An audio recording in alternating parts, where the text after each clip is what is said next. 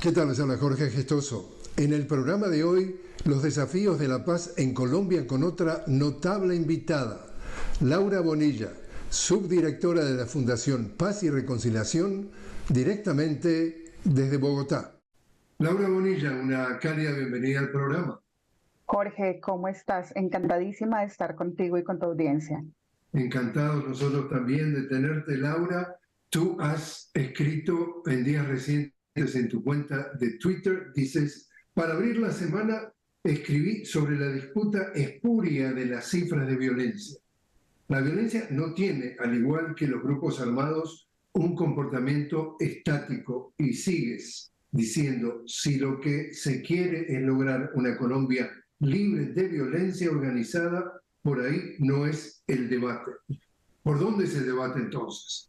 Pues mira, para que los televidentes entiendan un poco de qué se trata, en Colombia tenemos un conflicto armado de larga duración y justamente ahora hay dos sectores disputando si las cifras de violencia han bajado o han disminuido. Te doy un ejemplo. Uno de los sectores dice el secuestro se ha incrementado, es la oposición en este momento al gobierno, es verdad, el secuestro se ha incrementado, y la respuesta del otro lado es decir, sí, pero el homicidio ha bajado. O sí, pero el desplazamiento forzado ha bajado. Entonces, mi columna lo que busca, o lo que yo escribía, lo que busca es dar un contexto distinto sobre la violencia. Es decir, no importa finalmente si el secuestro sube y el homicidio baja. Hay que analizar qué es lo que está pasando con las cifras de violencia.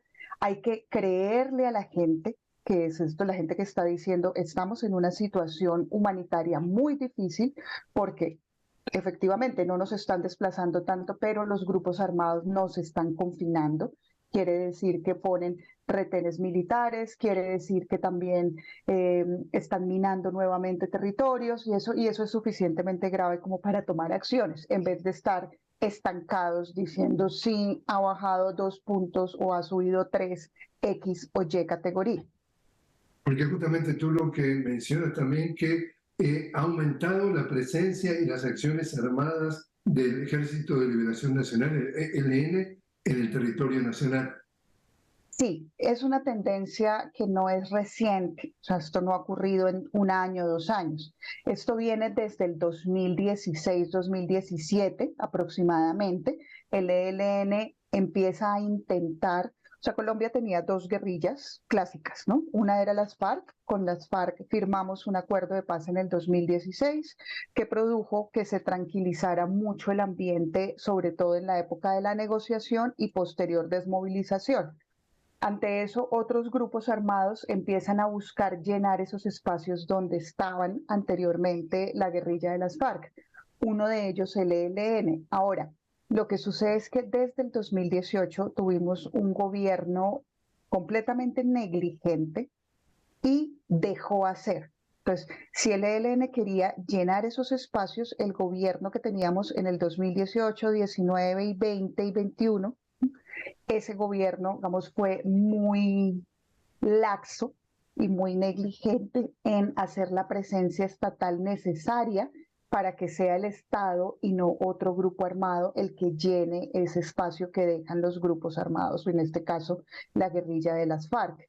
Y, digamos, el nuevo gobierno, tenemos nuevo gobierno desde el 2022, llega y se encuentra con esta situación, hace una propuesta de vamos a ampliar la oferta de paz a todos los grupos armados posibles, pero se encuentra con un país con muchos más grupos armados de lo que realmente estamos dispuestos a reconocer.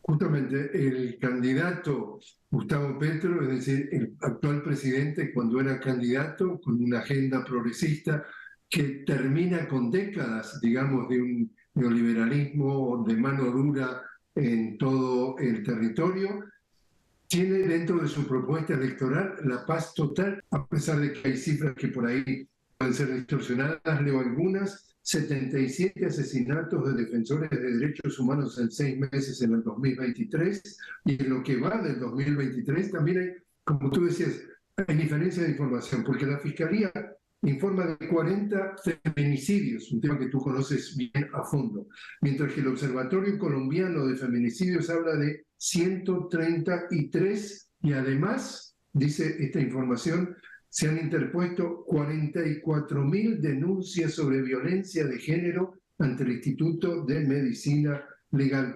La pregunta entonces es, ¿por qué la violencia? ¿Por qué esto de la paz total parece ser un camino muy difícil para Gustavo Petro y su gobierno?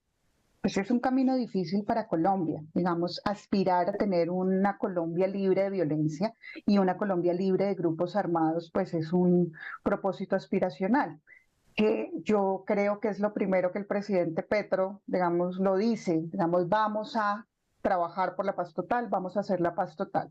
Creo que hay una interpretación errónea por parte pues del presidente y de su equipo, y es que no se negocia igual con diferentes tipos de grupos, pero el presidente se precipitó a abrir un debate nacional sobre qué grupo es más político que otro.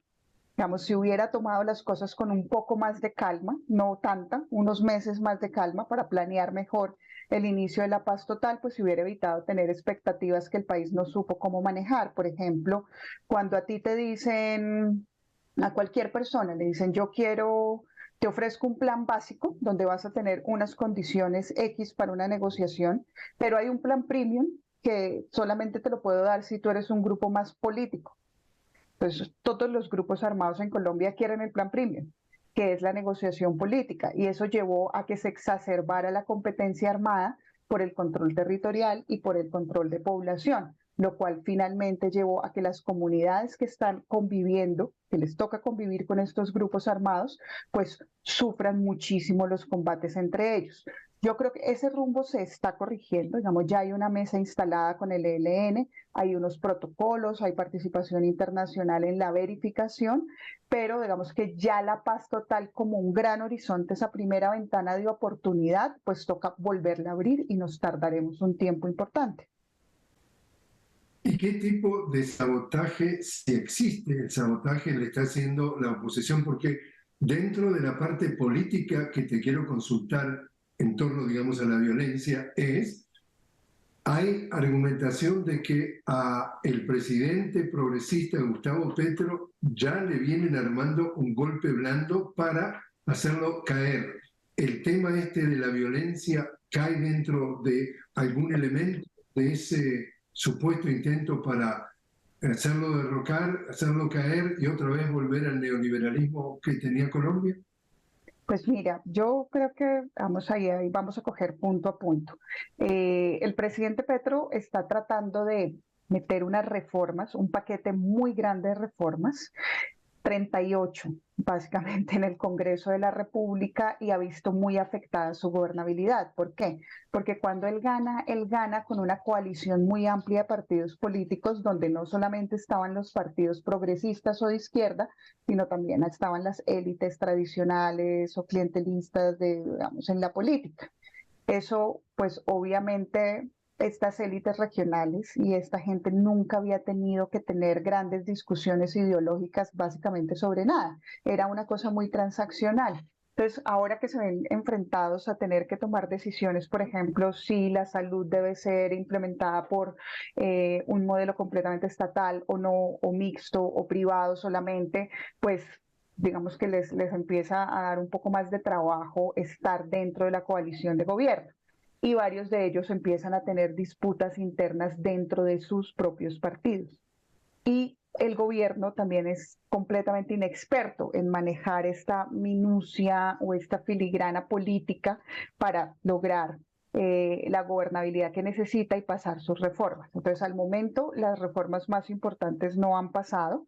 El 20 de julio vuelve a abrir la legislatura en el Congreso. Vamos a ver si logran suceder. Con las cifras de la violencia no pasa tanto. Primero, porque la oposición es más pequeña de lo que parece. O sea, digamos, no son tantas las personas que están en este momento en oposición política dentro del Congreso, y no tienen tanta fuerza, ni tampoco la violencia, los estudios sobre la violencia han sido su principal experticia.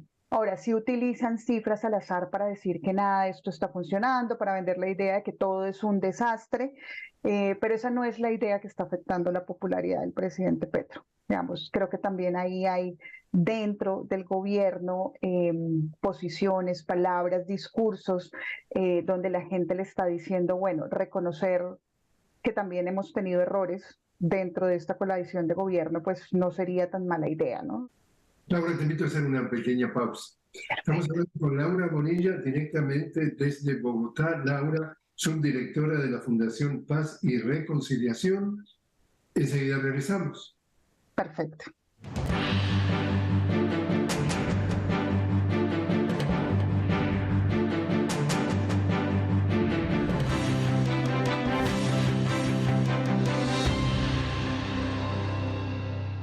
Continuamos hablando con Laura Bonilla directamente desde Bogotá. Laura, subdirectora de la Fundación Paz y Reconciliación, sobre precisamente la situación en Colombia. Laura, ¿cuánto está en el centro de la vida o de la disputa o de la violencia en Colombia el tema de la tenencia de la tierra? Es decir, acá estamos hablando de un latifundio, uno de los mayores de América Latina, y de ahí en más se generan o degeneran una cantidad de elementos que forman parte de la vida de Colombia.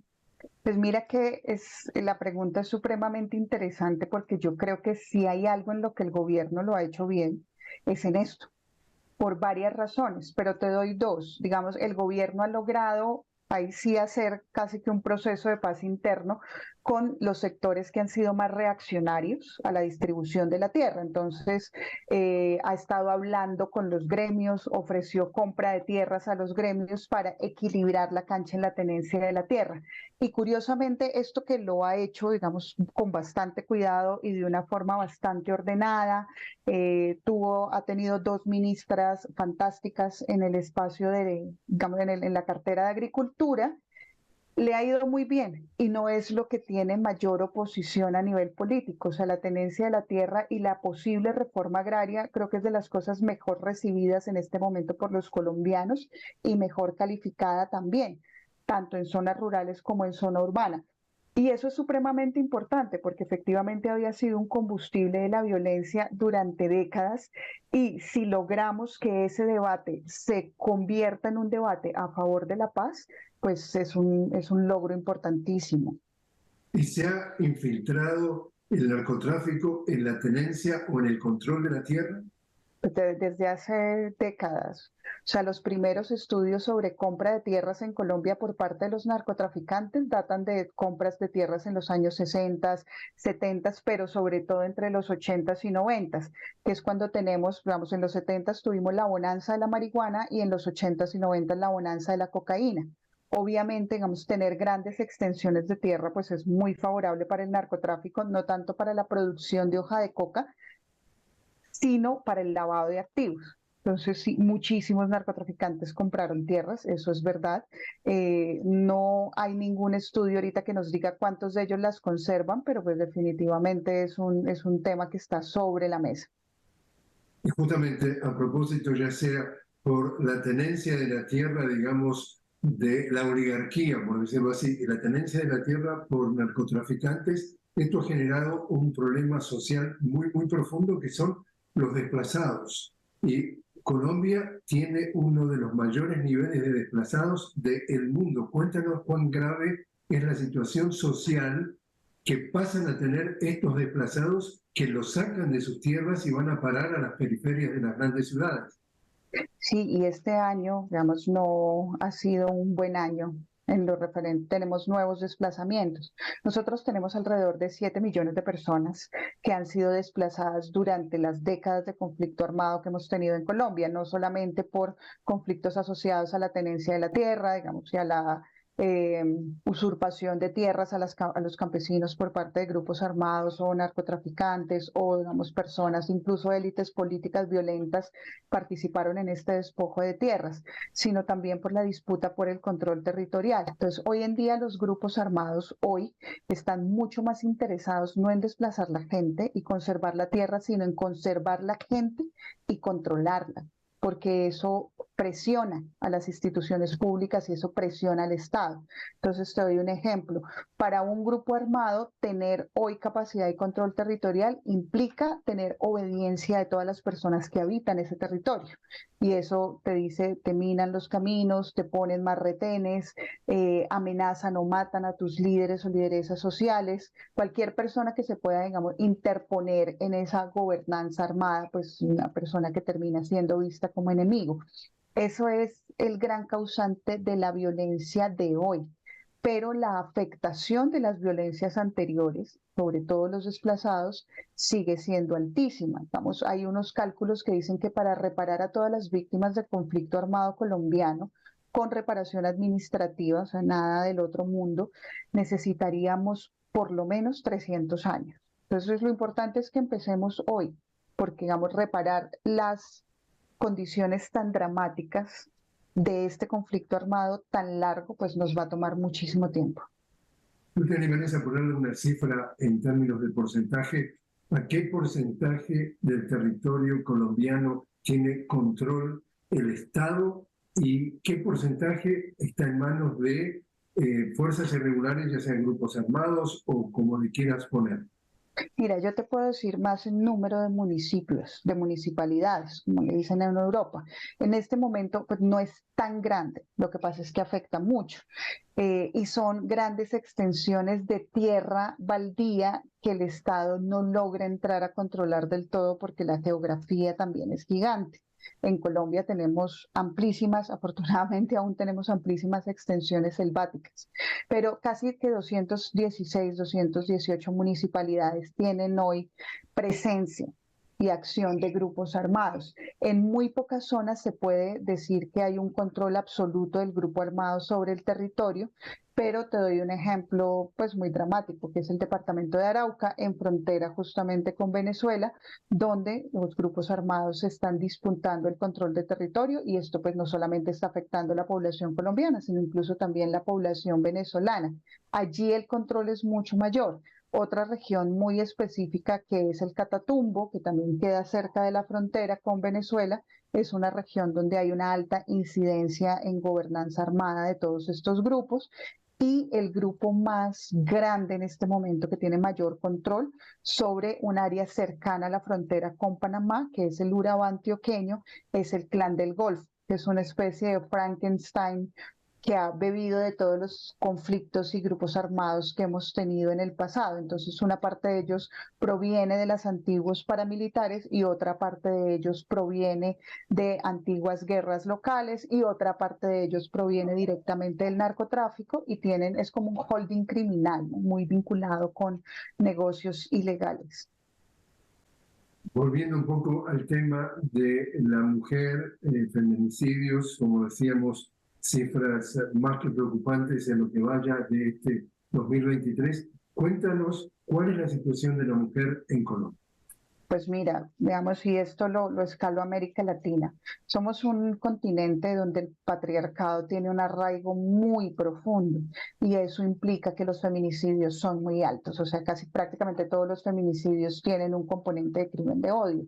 En eso, pues Colombia, como ya las leíste, tiene unas cifras bastante dramáticas, pero igual las tiene Brasil, igual las tiene Argentina, igual las tiene México. Digamos, América Latina es un continente supremamente violento en general, pero supremamente violento contra las mujeres en particular. Y también hay un fenómeno que está ocurriendo en muchos más países y es esta nueva oleada conservadora que está directamente en contra de que se avancen los derechos sexuales y reproductivos de las mujeres y tiene una agenda completamente antifeminista y muy violenta verbalmente y esa, digamos, característica hace que, por ejemplo, agresores sexuales o hombres violentos, agresores machistas sientan que tienen el espacio mucho más libre de lo que tenían anteriormente para poder desarrollar su agresión de una manera mucho más impune. Entonces, esto pasa en Colombia y también sucede en otros países de América Latina. Y en el caso colombiano, pues obviamente el conflicto armado ha tenido una incidencia mucho mayor. Digamos, la afectación sobre el cuerpo de las mujeres de la violencia armada, pues está a la orden del día. Y súmale una cuarta situación que involucra además a los dos países, y es que todos estos grupos criminales tienen un portafolio de bienes y servicios criminales alto. Uno de esas economías ilegales que está muy en boga en el mundo es el tráfico, el abuso y la explotación de niños, niñas, adolescentes y mujeres desde América Latina hacia Europa. O sea, toda esta violencia también está bebiendo no solamente, digamos, de la cultura machista en nuestro continente, sino también del consumo de mujeres y niñas explotadas en el resto del mundo. El hecho de que llegara a la presidencia entonces este binomio de Gustavo Petro y Francia Márquez, es decir, estamos hablando de una mujer en ese cargo, una mujer además afrodescendiente. ¿Francia Márquez está jugando algún papel en torno al tema de la mujer? Ahorita se está abriendo un Ministerio de la Igualdad, del cual ella va a ser la cabeza. Pues va a haber en Colombia Ministerio de la Igualdad que va a tratar de equilibrar la cancha en los diferentes, digamos, grupos que han sido más vulnerados. Entonces, la Dirección de Asuntos Indígenas, afrocolombianos, para las mujeres, para la explotación, digamos, queremos o quisiéramos que pronto, y si me permites, las feministas ver un poco más de fuerza en el sentido de trabajo contra la explotación sexual de niños, niñas y adolescentes, pero entendemos que es un ministerio que está empezando hasta ahora y pues Francia va a ser la cabeza de ese ministerio. Estuvo también de viaje por África. ¿Cómo has leído tú ese viaje? Bueno, eso fue un viaje supremamente polémico. Entonces, por una parte, la sociedad colombiana reaccionó de una forma muy machista y muy racista también. Digamos, Francia ha vivido una cantidad de agresiones racistas y machistas desde que se posesionó. Por ejemplo, cada paso que da, cada outfit que utiliza, cada cosa está sujeta mucho más que si fuera una mujer blanca de una condición socioeconómica alta al escrutinio público. Y pues el viaje a Kenia fue un viaje costoso y fue un viaje que estuvo bajo la lupa de la opinión pública de una forma permanente. Ahora, dicho eso, es supremamente importante que América Latina empiece a tener relaciones diplomáticas mucho más fuertes y más consolidadas con África. En eso el viaje tuvo, digamos, consecuencias muy positivas. Vamos a tener mucha más presencia comercial y diplomática en Etiopía o en países africanos, digamos, del noroccidente del continente, que pues eso de todas maneras es muy importante para Colombia. Y los medios hegemónicos en Colombia, que en definitiva hay consenso de que no están al servicio de la opinión pública, sino son un brazo del poder, ya sea económico, militar, político, de la oligarquía. ¿Cómo retrata a la mujer, ya sea en las noticias o en las novelas o en todos los aspectos de la vida del país en donde aparece, digamos, retratado, ya sea en los canales, en las radios, en los diarios, en las redes sociales, cómo estos medios pintan a la mujer y cómo la pintan hoy respecto al pasado? ¿Ha cambiado algo? Pues mira, no es Televisa, o sea, nosotros afortunadamente en Colombia hemos tenido medios masivos de comunicación que han pues utilizado mucho la imagen, una imagen específica de las mujeres en telenovelas, etcétera, pero nunca hemos llegado a los niveles, por ejemplo, de eso, de Televisa en México o en Miami. Vamos, no somos ya productores tan grandes de ese tipo de novelas. Yo te tengo que confesar que yo hace muchos años no veo programas de este estilo, me concentro un poco más en noticieros y soy una fiel amante de la radio, entonces mi consumo noticioso está muy relacionado con la radio, menos con la televisión, solo veo programas muy específicos que me interesan y en este momento es muy curioso porque la opinión pública en Colombia está informándose mucho más a través de medios digitales, más que de medios masivos de comunicación. Los noticieros siguen siendo en televisión bastante vistos, pero la mayoría de gente está informándose por redes sociales y por WhatsApp. Eso tiene grandes problemas porque hay una oleada impresionante de noticias falsas que circulan por redes sociales permanentemente, incluso contra las que los medios masivos o tradicionales de comunicación están asustadísimos. Dicen, bueno, ¿y ahora qué hacemos? Pero pues también tiene un lado positivo y en que hay pequeños medios digitales que han podido, vamos, hacerle frente como a este control tan hegemónico de la comunicación. Entonces, es un poco de los dos lados. Especialmente ahora, Colombia está produciendo muchas series donde también, digamos, hay actrices y hay mujeres que han dado una talla muy importante en mostrarnos de forma distinta, ¿no? A las novelas tradicionales. Y lo han hecho muy bien, además. Laura Bonilla, muchísimas gracias por haber estado con nosotros. Jorge, no, a ti por invitarnos y siempre estamos al pendiente de ustedes.